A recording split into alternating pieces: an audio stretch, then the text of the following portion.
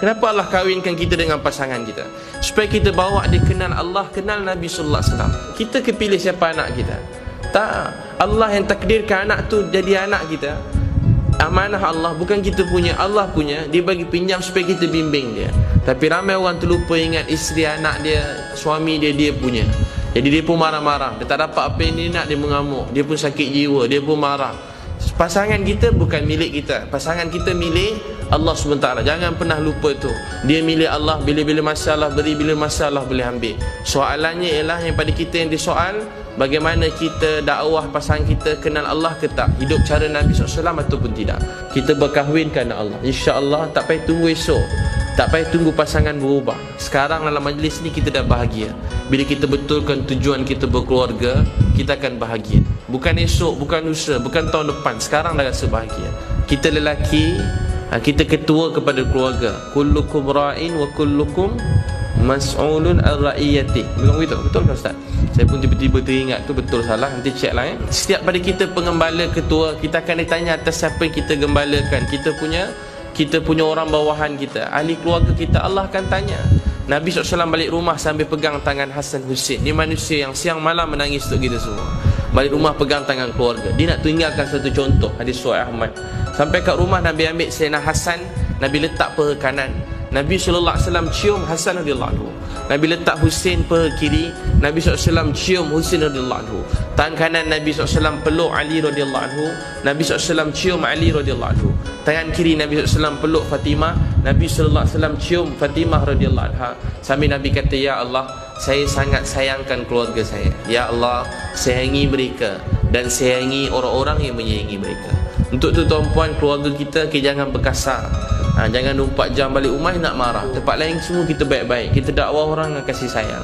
Tapi kadang-kadang dengan keluarga kita jadi kasar. Sikit-sikit nak marah, sikit-sikit nak marah. Sebab apa marah? Sebab kita ingat kita seseorang yang patut dihormati dan didengari. Kita bukan siapa-siapa, orang tak perlu hormat kita. Tak perlu siapa nak hormat kita. Kita milik Allah, Allah punya. Dan kita cuma berjuang dalam keluarga kita. Yang letakkan perasaan hormat pada keluarga tu Allah Subhanahu Wa Taala.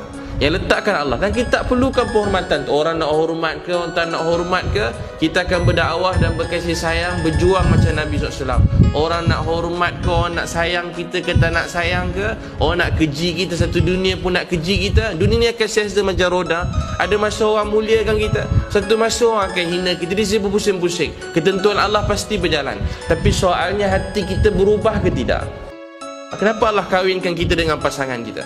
Supaya kita bawa dia kenal Allah, kenal Nabi sallallahu alaihi wasallam. Kita kepilih siapa anak kita? Tak. Allah yang takdirkan anak tu jadi anak kita. Amanah Allah, bukan kita punya, Allah punya. Dia bagi pinjam supaya kita bimbing dia.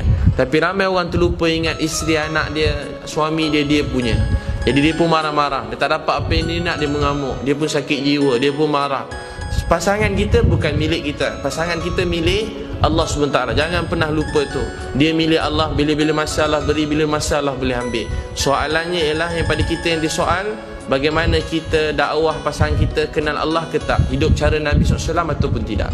Kita berkahwin kerana Allah. InsyaAllah tak payah tunggu esok, tak payah tunggu pasangan berubah. Sekarang dalam majlis ni kita dah bahagia.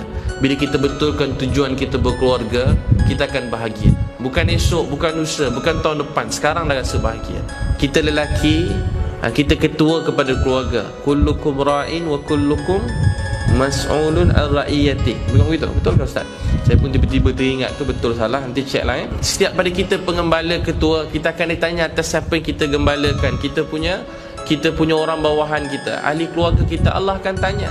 Nabi SAW balik rumah sambil pegang tangan Hasan Hussein. Dia manusia yang siang malam menangis untuk kita semua.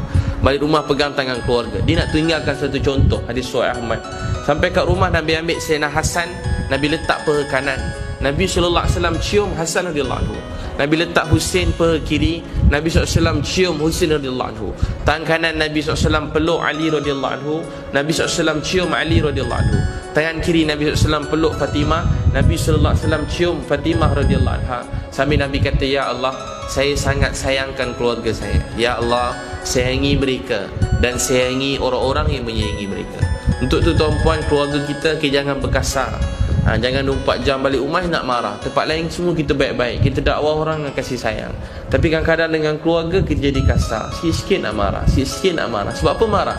Sebab kita ingat kita seseorang yang patut dihormati dan didengari.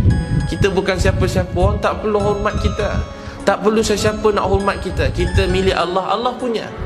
Kita cuma berjuang dalam keluarga kita. Yang letakkan perasaan hormat pada keluarga tu Allah Subhanahu Wa Taala. Yang letakkan Allah. Dan kita tak perlukan penghormatan tu. Orang nak hormat ke, orang tak nak hormat ke, kita akan berdakwah dan berkasih sayang, berjuang macam Nabi SAW. Orang nak hormat ke, orang nak sayang kita ke tak nak sayang ke, orang nak keji kita, satu dunia pun nak keji kita. Dunia ni akan sia-sia macam roda. Ada masa orang muliakan kita, satu masa orang akan hina kita. Dia siapa pusing-pusing. Ketentuan Allah pasti berjalan. Tapi soalnya hati kita berubah ke tidak? Hati kita berubah ke tidak? Tujuan hidup kita hanya untuk redha Allah SWT.